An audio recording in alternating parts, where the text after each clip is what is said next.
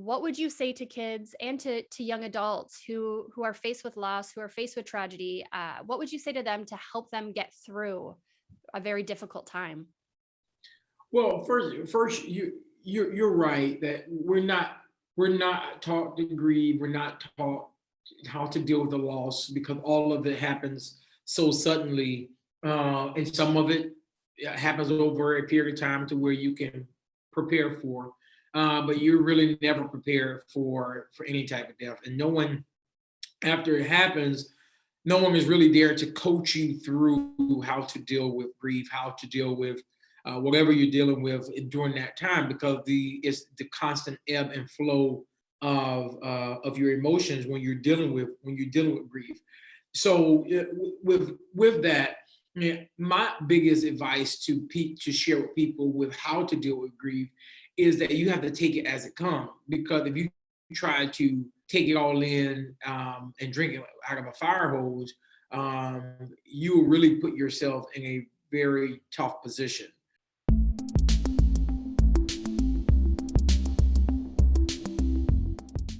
Hello, everyone, and welcome to another episode of Disrupting Grief. Today, I have the absolute honor and pleasure of welcoming Shevrin Jones, Florida State Senator.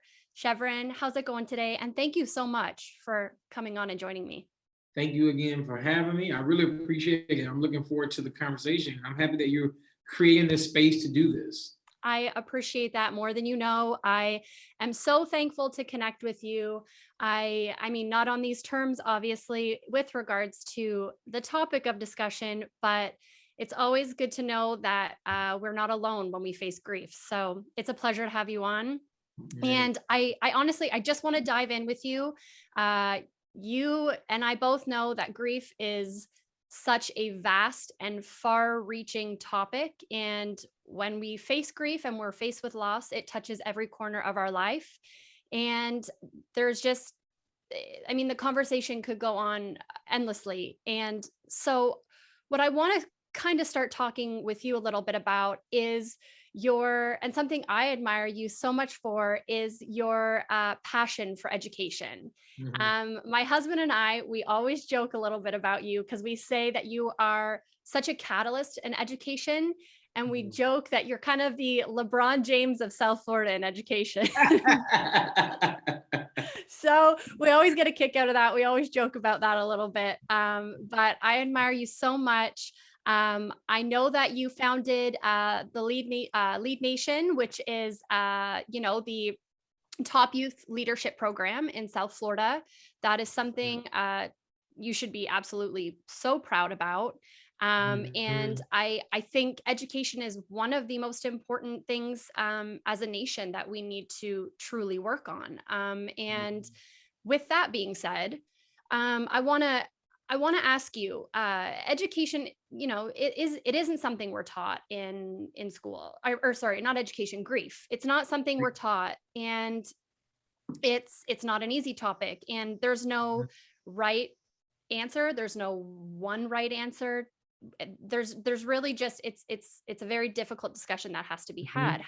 However, when children are faced with grief and are faced with loss, and they don't have the answers and they don't know who to turn to, you personally, that's right. So much so that it will cause you to break down. I told you to totally cause you to break out really. And so I just think that it's a process, and you have to figure out what is the best way to go through this process. And sometimes they realizing that you don't have to go through this process alone. And I know that might sound very cliche-ish, but it's true, because there are other people who are a part of this club that none of us have signed up for, but we don't have a choice to be in here, right?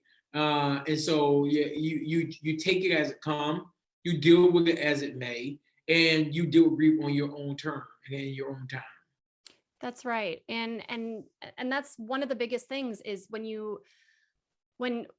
when you face loss, you think you don't expect to feel so isolated at times, and you don't expect to feel so alone, but really there is such a large community of people that can help uplift you, that can help support you. And once I think you realize that you're not alone, it kind of changes things and puts things into perspective. Mhm. Mhm. And that kind of leads me and shifts me into my next question, and one that is a little bit more personal, to myself and to you. Um, I know you're aware. I lost my brother back in September of last year in 2020. I Mhm. know that you also lost your brother at a very young age, and it's so hard to accept, especially when an individual is so young. And you never really think at the time how your own personal loss can help so many others, and just words of encouragement that you find yourself giving others after you faced a personal loss. And so, for you, and my question is, how do you feel? I mean, after your brother's passing, how has it helped you help others, and how has it helped you guide others through that grieving process?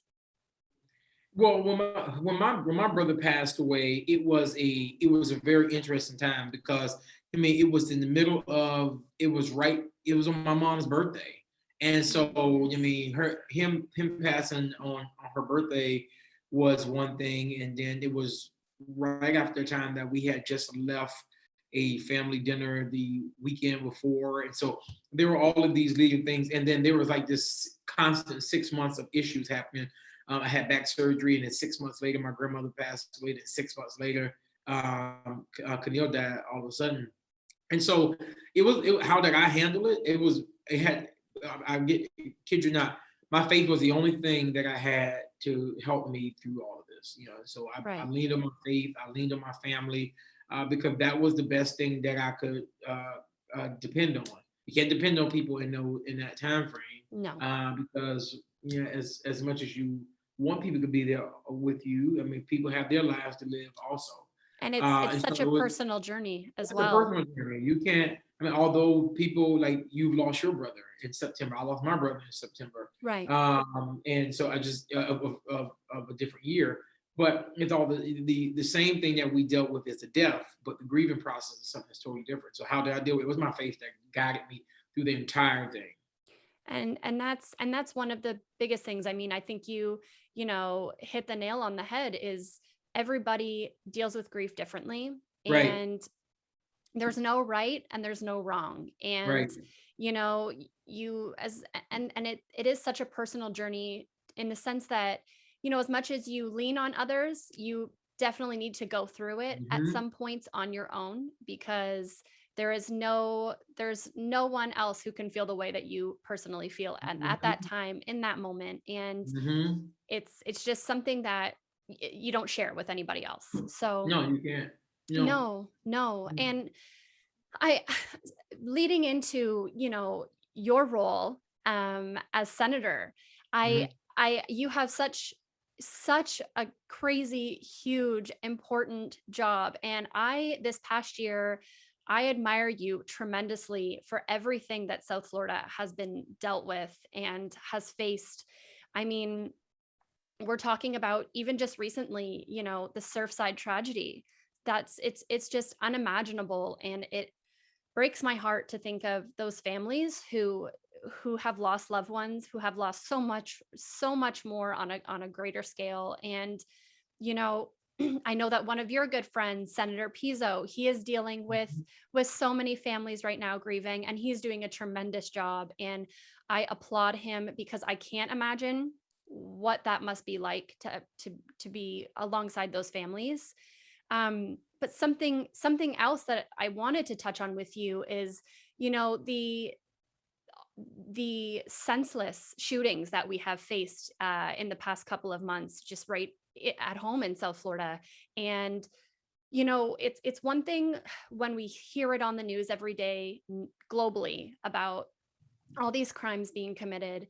You know, as a society, we almost become numb Hmm. to seeing the same news over and over again, and we don't know what to think or what to feel Hmm. anymore. Hmm. And I want to know from you personally, what do you think needs to be done right now so that more of these families are not having to face senseless tragedies and senseless loss? Because I know there isn't one right answer that's going to solve everything, but maybe it's coupled with hundreds of things. I don't know. So my question to you, I guess, is what can be done right now to help these crimes?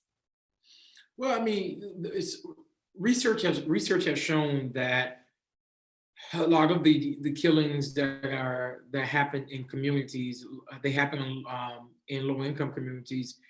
It is more than just an issue of throwing dollars at an issue, right?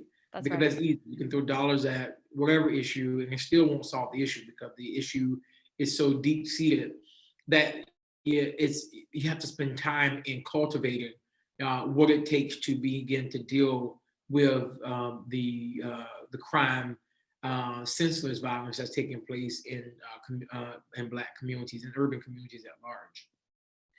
Putting programs together is another thing, but being able to sustain those programs to figure out, I mean, how do we track those programs to ensure that they are not these one-off shots, right? Well, we know that a lot of the shootings that are taking place, it starts out all the economics. It's an economics issue, right? If individual can't work, individual is going to find something and find something to do. The old saying says, I mean, the idle mind is the devil's playground. That's true. Young people don't have anything to do, so what they do, they go wreak havoc within So community. true. So And true. after that 3 o'clock time frame, it's the summer months, it's the winter breaks, it's the spring breaks. Those are the time frames in which people are more prone to cause these crimes. So one is the economic issue. Two, we have to and to dealing with it being an economic issue is a partnership that has to come just not from the public side, but from the private side, and also we have to make sure that it's a total interlocal agreement that's taking place to make it happen, with city governments putting dollars towards rehabilitation for people who come out of prison, to the state putting dollars into ensuring that young people who find themselves on the other side of the justice system that have access to be able to expunge their record. Because if I grow into adulthood from childhood with a record, I mean, statistics have shown that you have really repeat offenders. But another thing is for those people who are released back into society, we have to make sure that recidivism is a true conversation that we're having. We just can't track the numbers and not figure out what is the best way to continue to keep recidivism down, right? But that's making sure that in the release, people have opportunities. That's You right. can't continue to tell people to check the box on the That's right.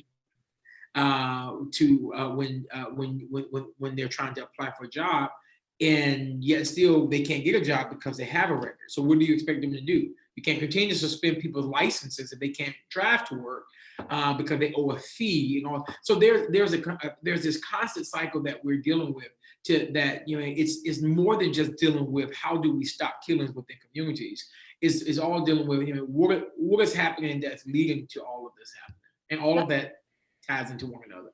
That's right. And again, I mean, you said it best. It's a vicious cycle. And in order to correct one aspect, we need to correct the other. And it's Right. essentially that domino effect. And you definitely hit the nail on the head. I mean, there's so much that has to be done. It is not just one short, quick fix answer and all is well. And you know, kind of I want to quickly just segue with you into one thing that I think I admire most about you and is truly so inspirational. You are the first openly gay Florida state senator, and I think that is by far so. I mean, I applaud you. I know it takes such great courage, but it's not even about the courage. It's just living your truth and living your life, and that is the most important thing I think anybody could ever do in their entire life. And, right now, we're well aware that, the LGBTQ community continues to fight for their rights and continues to fight for what they deserve as just normal human beings. And for for myself, you sit back and you see these beautiful individuals who just deserve everything that this world could possibly offer. And my question for you is, a lot of these individuals, especially young adults, they feel, voiceless. They don't feel like they have the power to speak up. And, you know, I I want to know, because that really breaks my heart to think of it like that. And I I could not imagine feeling like that whatsoever. Mhm. Um, for me, I want to ask you, what do you say to those who feel voiceless, who feel scrutinized by society? What do you say to those people who are grieving the person that they want to be? Because that is such a, you think of grief and you think of losing a person you love, but there are so many different parts about grief. And this is a huge part to grief. After we just celebrated Pride Month, I really wanted to be able to ask you, what would you say to those people who are trying to live their truth? Yeah, live it. That's right. There's nothing stopping you from doing that. There's nothing stopping you from living that truth but you. And everyone has to do that on their own term and their own turn. I don't believe in the call out culture and people who tell people when they should come out, or tell people when they should come out of the closet, and all these other sayings that exist. And I live by the term that when you become okay with it, you give everyone else permission to do the same. That's right. And yeah, I also look at it from the perspective of me being able to serve in the legislature. That regardless of what people's views are, that everyone is a human being. Everyone should be treated with a great deal of respect, and everyone should be treated as a human being, as you would want to be treated. Yeah, whether you call the LGBTQ IA plus community a problem or a flaw, wherever people look at it. We all have our issues that we deal with, however you want to couch it. And so I think people should spend more time figuring out how they can make themselves a better person, how they can make their communities a better person, rather than trying to make people's lives more difficult. Life is already hard as it is. I mean, we don't need people to do the same. And I think people are truly coming to a place to where they are speaking out against the injustices that's happening against people. I don't care whether you're black, gay, straight, Muslim, indigenous. Yeah, everyone has some type of stereotype that people are placing on them. The question then becomes, how do you maneuver yourself around it to say, I'm going to do it anyway, That's right. which I believe is the most important thing to do. And so people who want to live their truth, live it. I know it might sound easy like I'm saying it, but it really is. And I'll end the way I started. When you become okay with it, you give everyone else permission to do the same. That's right. And you said it best. I mean, before we live our lives judging others, let's take a step back and live our own truth, live our own life, and empower others to do the exact same. So Yep. I appreciate that so much, Chevron, and I cannot thank you enough for coming on today and taking the time to sit down and chat with me.